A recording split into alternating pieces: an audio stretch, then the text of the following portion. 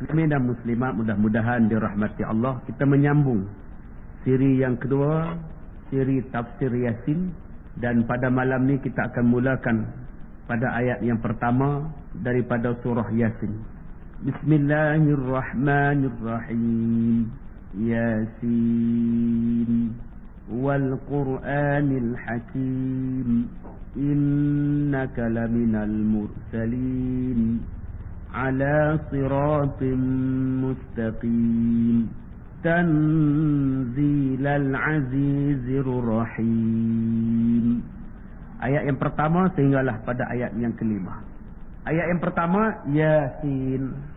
Saya dah huraikan pada tuan-tuan pada kuliah yang lepas tentang apakah yang dierti dan yang dimaksudkan dengan perkataan ataupun huruf Yasin ini.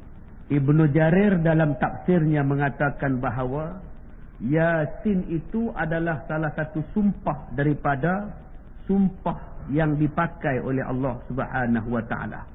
Dan kata Ibnu Jarir lagi, kalimah Yasin itu adalah salah satu daripada kalimah nama-nama Allah. Qatadah mengatakan bahawa Yasin itu adalah salah satu nama daripada nama surah-surah Al-Quran ataupun nama Al-Quran. Itu kata Qatadah. Berkata pula seorang lagi ulama yang bernama Syaukan, tafsir Syaukani, Yasin itu adalah semata-mata nama surah Yasin itu. Berkata lagi pula seorang yang bernama Abu Bakar Al-Warraq, mengatakan bahawa Yasin itu bermaksud ya itu hai. Sin itu penghulu segala manusia. Wahai penghulu segala manusia.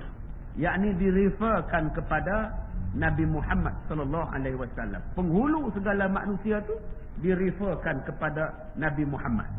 Berkata pula Abdullah bin Abbas, Yasin itu ialah wahai manusia, wahai insan, wahai manusia.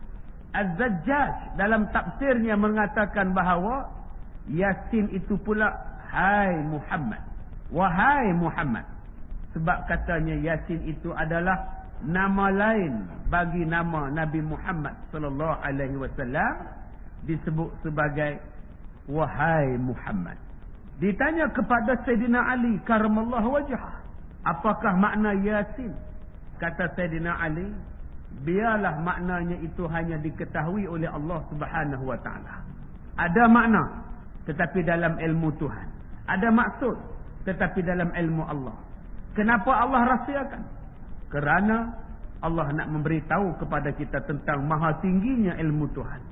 Hanya Allah Ta'ala menurunkan ya dengan sin. Maknanya sudah tidak diketahui oleh manusia. Allah hanya menurunkan huruf ta dan ha. Makna ta dan ha pun manusia sudah tidak tahu. Ulamakah kita? Penceramahkah kita?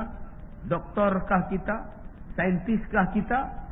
Pandai macam mana pun kita, cukup Allah uji kita dengan ta, dengan ha, kita sudah tidak dapat memberikan makna.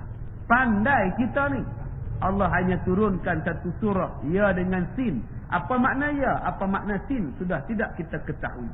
Itulah kata Sayyidina Ali karamallahu wajhah. Dan tak perlulah dikaji apa makna ya, apa makna sin, apa makna ya, apa makna sin, kata Sayyidina Ali. Yang lebih kamu kena kajinya ialah pada ayat yang kedua daripada surah Yasin, iaitu wal Qur'anil Hakim.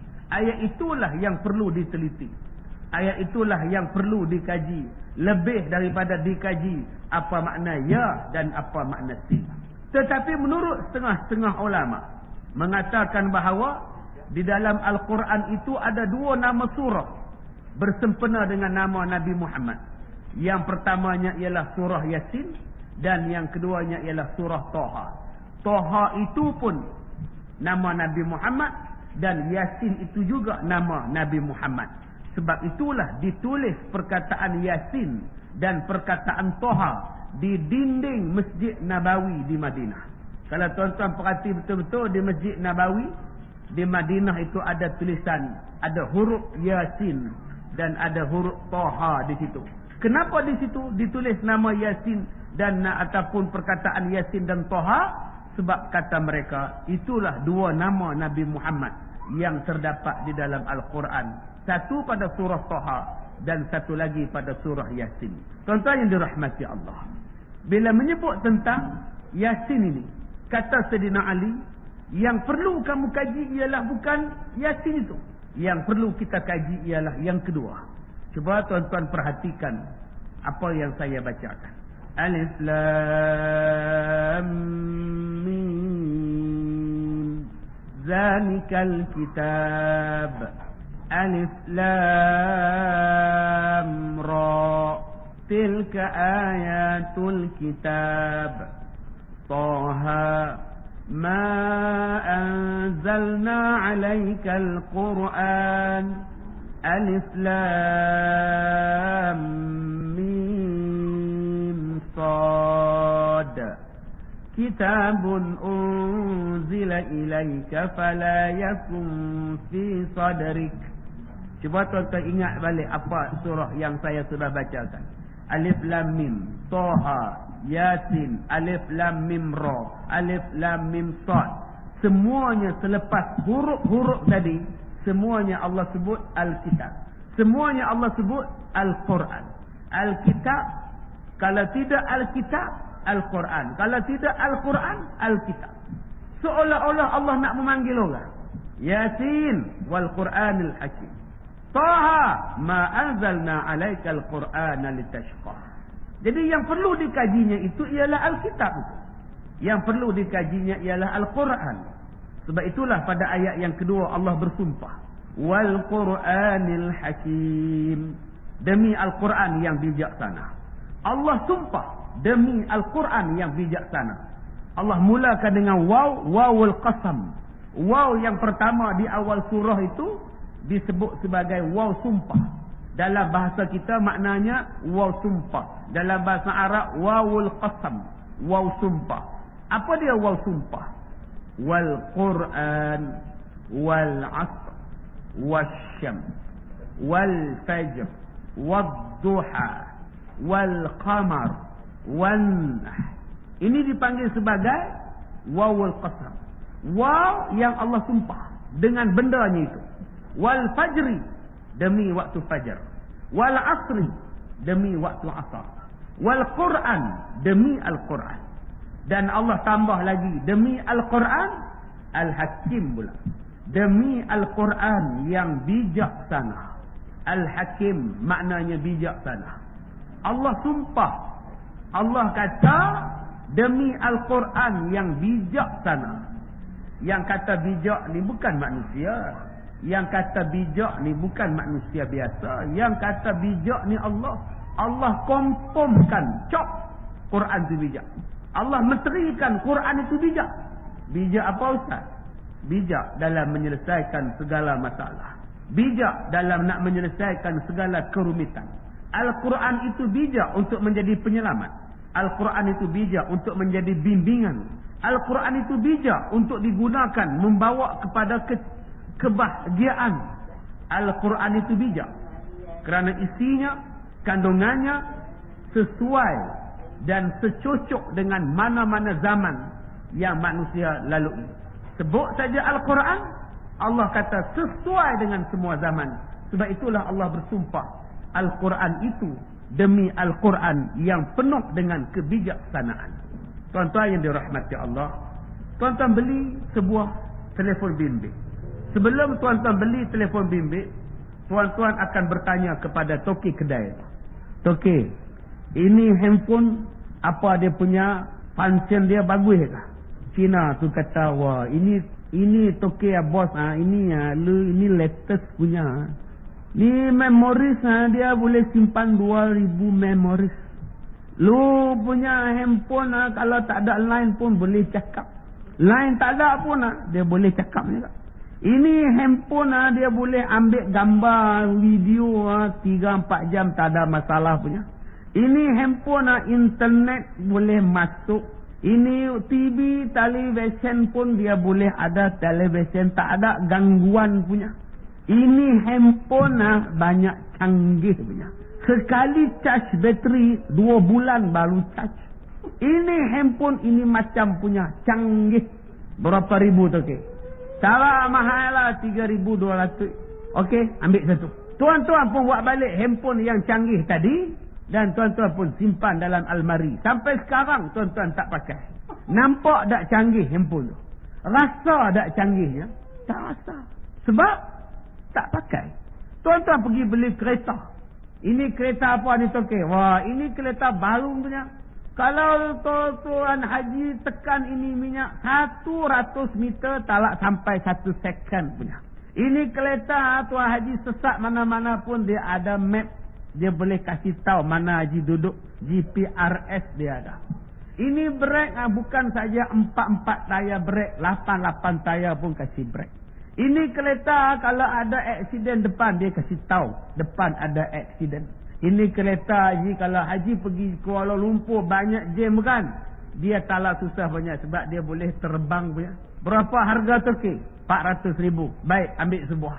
Tuan-tuan beli sebuah kereta, tuan-tuan simpan bawah garaj. Sampai sekarang tuan-tuan tak pernah naik. Tuan-tuan nak rasakan canggih kereta tu? Tuan-tuan takkan rasa canggih. Datang jiran, kereta apa ni tu haji? Oh, kereta ni canggih. Kalau aku sesat, dia ada meter, dia ada peta. Dia kalau sesak, aku boleh terbang. Dia ni pula jimat minyak. 1 second dia boleh pergi 100 meter dalam tempoh 1 saat. Kereta ni canggih. Tuan haji pernah bawa? Belum. Kereta boleh lah. Atau macam mana nak rasa sedapnya bawa kereta tu kalau tak pernah pakai? Macam mana nak tahu canggihnya handphone kalau tak pernah guna? Allah kata, ini Quran banyak canggih. Allah sebut. Macam mana kita nak tahu Quran itu canggih? Kalau Quran itu semata-mata kita letak atas almari. Tak pernah baca, bungkus saja-saja. Berdebu atas almari. Al-Quran itu suci. Bila duduk atas almari dia jadi berdebu. Lama-lama dia suci dalam debu. Boleh cerita saja. Al-Quran canggih, Al-Quran bijak, Al-Quran bijak. Tidak ikut Quran. Macam mana nak kata Quran canggih? Tuan-tuan yang dirahmati Allah. Dalam surah yang kita akan tafsirkan satu persatu ayat-ayat ni tuan-tuan. Allah menyebut dengan beberapa perkara yang telah saya huraikan pada tuan-tuan pada muqaddimah tafsir surah Yasin ini. Allah Ta'ala sebut di dalam surah Yasin ayat 77. Allah Ta'ala sebut tentang persoalan nutfah. Begitu juga yang Allah Ta'ala sebut di bawah ayatnya. Alladhi ja'ala lakum minasyajaril akhdari nara fa idza antum minhu tuqidun. Dialah yang menjadikan kepada kamu daripada pokok-pokok hijau itu api. Daripada api itulah boleh dinyalakan buat kehidupan kamu. Awalam yaral insanu anna khalaqnahu min nutfah fa idza huwa khasimun mubin. Tidakkah manusia melihat kami ciptakan manusia itu daripada air yang hena, tiba-tiba dia menjadi pembantah yang paling besar, pembantah yang nyata. Sekarang kita bercakap daripada sudut petroleum, minyak. Orang pakai duk heboh, minyak nak habis, minyak nak habis. 2020 minyak habis. Katanya, ada satu makcik datang jumpa saya. Dia kata, Ustaz, kita ni tak lama nanti balik macam zaman dulu lah Ustaz. Zaman mana makcik? Naik kereta kuda lah kita. Naik kereta lembu lah kita. Kenapa? Atau minyak udah tak ada Ustaz. Yang sekarang ni pun minyaknya udah seredaknya Ustaz. Tu je mahal tu, kata dia. Ya, iya kata dia. Dia mah datang ceramah di kampung bagi tahu minyak udah tak ada katanya. Itu yang mahal. Tak lama lagi tak boleh lah pakai kereta motor itu naik bersikar lah Ustaz, kata dia. Hai, takkan itu yang Allah Ta'ala jadikan sedangkan Allah berfirman dalam suratul A'raf ayat 10, 11, 12. Juzuk yang ke-8, walaqad makkannakum fil ardi wa ja'alna lakum fiha ma'ayish. Sesungguhnya kami tempatkan manusia di bumi, tidak di tempat lain. Manusia ni tempat dia hanya di bumi, dan di bumi ini saja ada kehidupan. Tidak ada di planet Mars, Mustari, Pluto, Zuhal, tak ada tuan-tuan. Terang-terang Allah Ta'ala sebut tidak ada kehidupan di planet lain. Yang tuan-tuan sibuk pergi buat kapal angkasa, pergi duk teropong planet Mars, pasal apa? Allah dah sebut, Quran ni bijak. Tuan-tuan timbulkan persoalan tentang planet Mars. Ada ataupun tidak makhluk di planet Marikh? Allah jawab dalam surah Al-A'raf, tidak ada makhluk di planet Marikh. Yang saya katakan tadi, Al-Quran itu secocok dan sesuai pada semua zaman. Yang kita tak percaya pada kuasa-kuasa barat kata kita yakin boleh hidup di planet Marikh, ada air di planet Marikh, ada sumber di planet Marikh, sumber air di planet Marikh. Kita yakin. Mana lebih yakin? Yakin pada Amerika atau yakin pada Allah? Ya Allah sebut dalam Quran, kehidupan macam kita hanya ada di bumi dan manusia hanya boleh hidup di bumi. Quran bagi jawapan. Kenapa bila persoalan minyak nak habis, kita tidak merefer kepada Quran? Sedangkan Allah kata Quran itu bijak menyelesaikan masalah kamu. Kenapa kita hanya bergantung kepada minyak? Kalaulah kita kata minyak ini akan habis dalam tempoh 10, 20, 30 tahun akan datang. Manusia takkan boleh lagi maju sebab minyak tak ada. Kereta tak berjalan sebab minyak tak ada. Elektrik tak ada sebab minyak tak ada. Alangkah miskin Tuhan kalau itulah rupa dia. Kalaulah nak menggerakkan manusia ini hanya bergantung dengan petroleum, miskin sungguh Tuhan. Sedangkan Allah mustahil miskin. Allah Maha Kaya. Sebelum minyak ditemui, manusia pakai apa untuk hidup? Minyak zaman Rasulullah bukannya ada, petroleum, diesel mana ada? Allah sebut dalam Quran. Allah kata apa? Allazi ja'ala lakum minasyajaril akhdari nara. Surah Yasin yang kita sedang tafsirkan. Allah katakan bahawa bahan api, bahan bakar, bahan tenaga boleh dapat daripada pokok yang berwarna hijau. Boleh dapat daripada pokok yang berwarna hijau. Kenapa tidak majukan industri berkaitan pokok berwarna hijau? Quran sebut terang-terang. Bahan bakar boleh dapat daripada pokok warna hijau. Cari pokok apa? Untuk ganti petroleum. Ataupun menseimbangkan di antara penggunaan petroleum. Kita dah jumpa minyak kelapa sawit yang boleh dimajukan sebagai diesel. Kenapa tidak digunakan? Quran sebut. Allah Ta'ala menyebut dalam surah Al-Baqarah. Dan dalam surah-surah yang lain. Sesuatu itu hidup daripada air. Kenapa kita tidak mengambil Al-Quran yang Allah sumpah Quran itu adalah kitab yang bijaksana? Kenapa air tidak dijadikan sebagai sumber tenaga untuk menjana elektrik? Sedangkan air adalah percuma. Kenapa tidak dijana air untuk menjadikan sumber tenaga elektrik hidro? Kenapa perlu menggunakan gas dan arang batu? Sedangkan penggunaan gas dan arang batu untuk menjana elektrik mengakibatkan kos yang tinggi dan mahal. Sedangkan air adalah kos yang paling murah. Yang dulu orang sebut sebagai turbin. Dijalankan turbin. Daripada dulu sudah menghasilkan elektrik. Dan Allah sebut. Dan sekarang zaman makin canggih. Nak menjalankan kereta pun perlu kepada air. Allah kata dah bahawa tiap-tiap sesuatu itu akan bergerak. Tiap-tiap sesuatu itu akan hidup dengan air. Bukankah aircon di atas kepala kita sekarang ini bergerak dengan gas? Dengan secair, dengan air. Air untuk menggerakkan kereta. Bukan air pergi bubuh daripada tangki, bubuh dalam tangki kereta. Air itu diubah daripada air kepada gas hidrogen. Bukankah hidrogen itu adalah sumber lain, nama lain bagi air? Majukan gas hidrogen, boleh hidup enjin kereta itu. Hari ini sudah wujud kereta yang dipanggil hybrid. Kereta yang menggunakan gas hidrogen. Kereta yang menggunakan separuh minyak dan separuh air. Kenapa tidak dimajukan industri ini? Allah Ta'ala sebut satu persatu kepada kita. Allah sebut dalam suratul Fil. Tarmihim bihijaratin min sijil.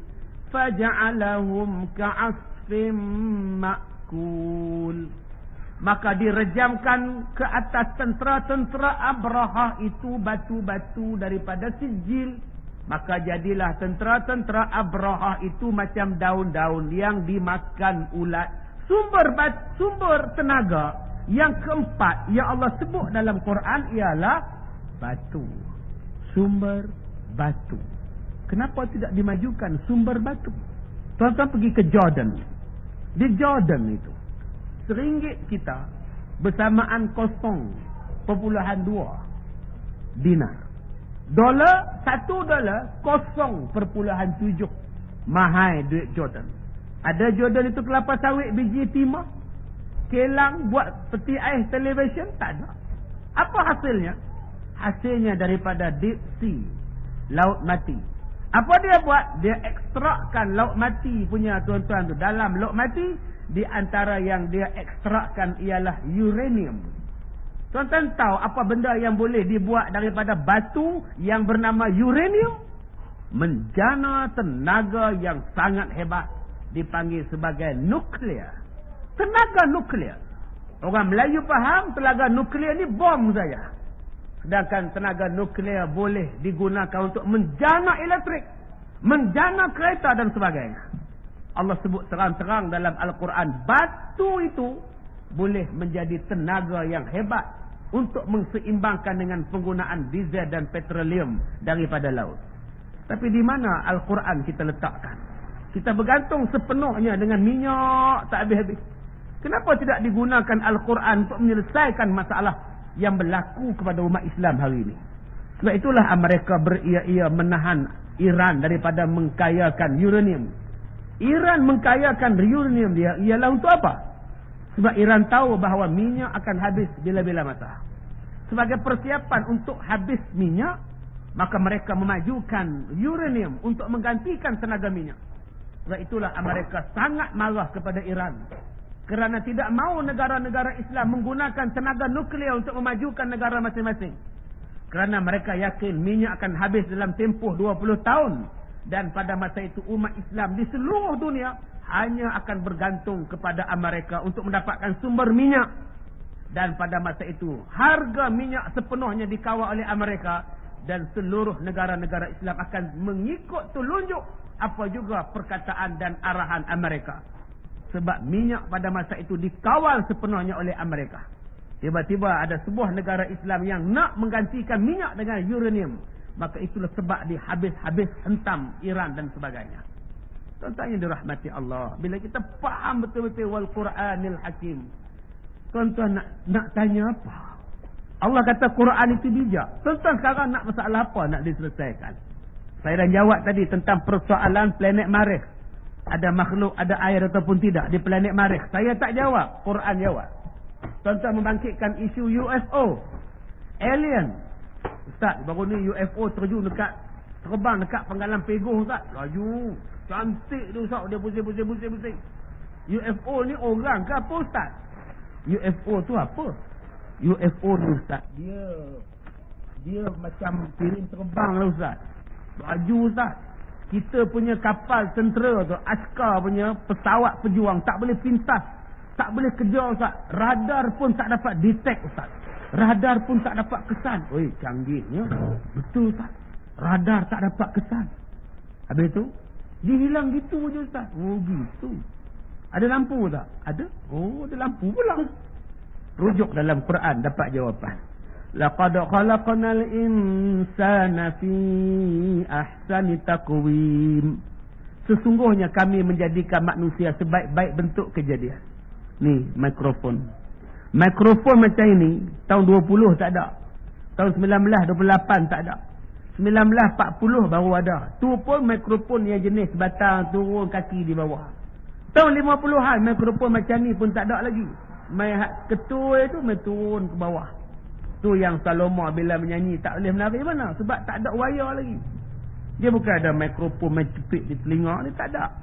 Sebab tu bila Saloma menari, dia tangan dia duk, tak boleh pergi mana ada tu. Sebab dia mic, dia stand mic aja. Itu dulu-dulu. Tapi manusia ni sebaik-baik bentuk kejadian. Dia tukar, dia adjust mikrofon ini. Sekarang mikrofon tak ada wire macam ni dah. Mikrofon ni dia semua tak di telinga, tak di kepala ni. Ikat di pinggang, wayarnya buh di tali pinggang, wayarnya masuk dalam baju, boleh cakap, boleh berjalan satu taman ni cakap. Sebab apa? Ahsani taqwim. Tuan-tuan dulu naik kapal terbang, tak ada cermin, main pakai spek je. Pakai topi, pakai spek. Kapal terbang hak jenis dua kipas. Terbang bunyi bunyi. Tahun 50-an, tahun 40-an cuba ingat kapal terbang ada lagu. Sekarang mana ada semua jet. Jet semua non-stop, 24 hour terbang non-stop. Malah kapal terbang tu pula kalau hilang minyak, habis minyak di atas tu, ada kapal terbang lain datang sebelah dia, masukkan tali, boleh isi minyak, kabel minyak, isi minyak sambil terbang, tak payah landing tuan-tuan. Sebab apa? Sebab Allah kata dah, manusia ini tak ada otak boleh challenge manusia. Otak apa yang boleh challenge manusia? Tolong beritahu. Otak binatang. Kenapa tuan-tuan boleh kenal sarang burung tempur bersarang rendah? Kenapa tuan-tuan boleh kenal sarang belatuk? Kenapa tuan-tuan boleh kenal sarang burung terkukuk? Sebab bentuknya takkan berubah daripada dulu sampai bila-bila. Kalaulah otak burung tu ada otak, mesti dia buat rumah medium cost ataupun high cost ataupun bungalow cost. Dia pun nak rumah ada 3 bilik 2 bilik air juga. Tapi sebab apa burung tetap macam itu? Sebab dia tak ada otak. Yang ada otak ni siapa? Manusia. Kalau kita kata UFO itu lebih cerdik daripada manusia, sedangkan Allah kata yang paling cerdik adalah manusia, Allah kata yang paling cerdik adalah manusia. Tiba-tiba kita kata UFO lebih cerdik daripada manusia. Tuan-tuan sudah menolak satu ayat dalam Quran. Laqad khalaqnal insan fi ahsani taqwim.